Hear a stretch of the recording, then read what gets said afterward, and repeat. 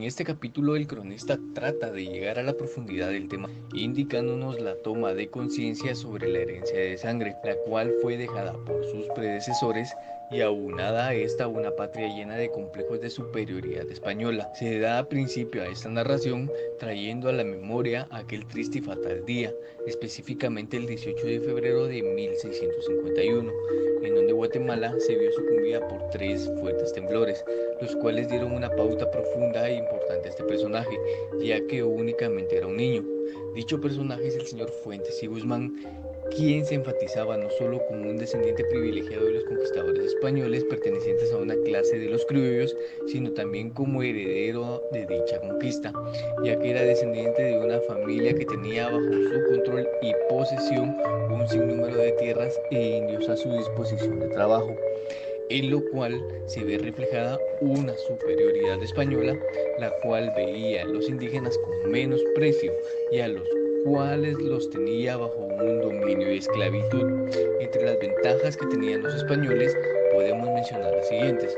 una cultura desarrollada, su conocimiento sobre armas, estrategias de guerra y su experiencia en otras conquistas, siendo España de este modo uno de los países más desarrollados del viejo continente. Dicho capítulo nos da la referencia de que la conquista fue realizada de forma estratégica, ya que los conquistadores se lograron imponer ideológicamente sobre los indios, cambiando de esta manera su sistema sociopolítico, pero sobre todo su sistema económico, el cual fue un factor determinante en la invasión realizada por los españoles, ya que aunque los indios hubieran querido competir con los criollos, estos eran inferiores respecto a técnicas y herramientas económicas para desenvolverse, lo cual le trajo profundas consecuencias, tal como la servidumbre, la obligación a tributar y el sometimiento a la esclavitud. La corona española, en ambición de mantener firme su conquista y su afán de expandirse, propuso a sus colonizadores dar premio a quienes quisieran poblar sus tierras conquistadas y además otorgarles ventajas y privilegios, y de este modo obtener nuevas posesiones y conservar su imperio. Los criollos obtuvieron su riqueza debido al arrebato de las tierras pertenecientes a los indios, la mano de obra gratuita que obtenían de estos y sobre todo los exagerados tributos que les imponían. Pero existía algo que era causa de insatisfacción para los criollos, y esto era que tenían que compartir el privilegio económico y político con la corona española. Al principio de este capítulo se nos menciona que la esclavitud de los pueblos indígenas fue suprimida definitivamente por medio de las leyes nuevas. Esta se dio como resultado de una nueva institución que al final fue utilizada como un disfraz, ya que se convirtió en un arma de abuso y desorden. Esa institución se dio a petición de los conquistadores y por medio de la cual se pretendía gozar de un privilegio que según ellos había sido ganado y al cual llamaron encomienda. Este fue el punto de partida de una estructura social bien marcada y de un régimen social que cimentó el destino socioeconómico. Los españoles impusieron a los indígenas la evangelización, en donde realmente lo que adoptaron fue una guía de cómo ser buenos esclavos y no una doctrina espiritual. También los españoles se las ingeniaron para que las fuerzas tributarias se dieran por medio de los indígenas. A esto le podemos sumar el fenómeno de la migración de otros españoles a tierras guatemaltecas, los cuales desplazaron a los criollos antiguos y lo cual dio como resultado la discriminación a los de su misma sangre. Dada esta circunstancia, lo que se daba era un círculo vicioso, en el cual los que algún día fueron cabeza y discriminaban, ahora sufrían exactamente lo mismo, y que al final vino a reestructurar las clases sociales. Los bellos paisajes verdes soleados y espléndidos volcanes, los cuales tiñen coloridas estampas de esta ciudad naciente, con ansias de crecer y desarrollarse al ritmo de esta cultura nativa, donde prevalecía el trabajo artesanal y su noble forma de vida. Quien fue espectador nunca imaginó que detrás de este bello cuadro pintoresco se estaba dando una invasión de bárbaros, que esfumaban toda esperanza de aquellos que nacieron a la luz de tierras vírgenes. La codicia sobre estas tierras bellas se dio con el afán de dominio y poder, y por medio de la política agraria colonial se dio la expropiación de las mismas, en donde se nombró el principio de señorío, el principio de la tierra liciente, las tierras como fuentes de ingresos a las cajas reales, la preservación de tierras comunales de los indios y el bloqueo agrario de los mestizos, lo que trajo como consecuencia la mala e injusta distribución de tierras. Durante la época de la colonia existieron propiedades rústicas medianas y pequeñas de los indios ricos y ladinos. La vida que llevaban los pueblos indígenas y las comunidades pequeñas atrasadas estaban dominadas por intrigas que daban lugar a cualquier abuso por parte de quienes tenían la potestad en el centro de las comunidades y de quitarles las parcelas de tierra. La conquista trajo adherida la prepotencia e injusticia, juntamente con una serie de prejuicios atribuidos a ingenuos pobladores indígenas, en donde se reflejaba el maleficio de los colonizadores en cuanto a su codicia, ansias de poder, incertidumbres y actos deshumanos. Los pueblos indígenas mostraban reacciones justificadas, como por ejemplo la desobediencia y la no aceptación de formas de vida relacionadas a la religión. No se tenía una completa erradicación del paganismo popular indígena.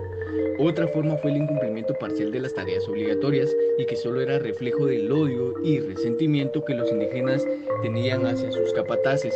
Tras un extenso tiempo en el que se les obligó a un trabajo forzado, los colonos decidieron atribuir prejuicios argumentados, etiquetando a los indios de haraganes, viciosos y conformistas. Una de las formas en que se indicaron para poder incentivar a los indios era una ínfima remuneración, lo cual generó un conflicto por parte de los colonos que querían mantener el repartimiento y no realizar el pago de salarios libres. Uno de los fenómenos inevitables en esta época fue el mestizaje, ya que no se dio por voluntad, sino por violaciones y raptos, donde se dieron actos de coacción a la libertad y que dio un sentimiento de desprecio hacia los colonos. Lo que los colonos despreciaban por inferior resultaba dando uso materializado en el valor y placer. Dicho mestizaje aumentó la diversidad cultural del país y en cuanto creció se convirtió en la fuerza social y económica más importante del reino. También se menciona la plebe urbana, que no constituyó una clase social y solo fue muy importante por su participación económica, y la capa artesanal representaba una mano de obra potente y creativa, lo que concluyó en las capas medias, las cuales se vieron constituidas por tres grandes conflictos dados en relación a la economía. Uno, oprimidas y explotadas por los grupos dominantes. Dos, la opresión y explotación entre sí. Y tres, la explotación hacia los indígenas. El ladino era muy disperso y fue habitante de la urbe. La estructura colonial determinó una política de ladinos y el proceso de consolidación de estos fue largo y complejo. En esta travesía de la historia se nos deja claro cómo se dio la estructura de la colonia y la base, que era la concentración de los indios incorporados a la monarquía. Con la abolición de la esclavitud se dio una vía importante en el proyecto político que estaba establecido en las leyes nuevas. Sin embargo, fue muy laborioso el trabajo para poder dominar la resistencia de los colonos esclavistas y de los conquistadores. Entre los argumentos señalados que se pasaron por alto fue que los religiosos y los funcionarios contaron con la reducción de los indios y que simplemente se enfoca en la perspectiva de los conquistadores, y por ende fue una etapa duramente devastadora que duró aproximadamente de 20 a 30 años, en la cual los indígenas fueron explotados sin consideración alguna. Se llegó a un punto en donde la esperanza del pueblo indígena era nula, pero cuando se entendió y se aplicó las leyes nuevas, se obtuvo un cambio totalmente radical, en donde los conquistadores carecían totalmente de autoridad y tuvieron que adaptarse a dichas leyes. El grupo dominante estuvo integrado por los criollos y los funcionarios, mientras que la capa media siempre fue partidaria de la independencia, y para la corona era el desarrollo de las rancherías y el aumento numérico de los trabajadores rurales, ya que contribuía a la conservación de los pueblos indios con respecto a la tributación y al repartimiento ya regulado. Se da suma importancia a la estructura dada a la colonia, tal como quedó después de la profunda reorganización dada a mediados del siglo XVI, la cual tenía por base la concentración de los indios en los pueblos incorporados a la monarquía. La reducción de los indios fue la medida fundamental del gran proyecto político que estaba implícito en las leyes nuevas. La esencia de la reforma de Guatemala fue una ampliación de la clase criolla en el poder, sobre la base de una ampliación de disponibilidad de los indios como siervos. Puede darse un régimen que no sea feudal y que ofrezca, sin embargo, un mercado de carácter feudal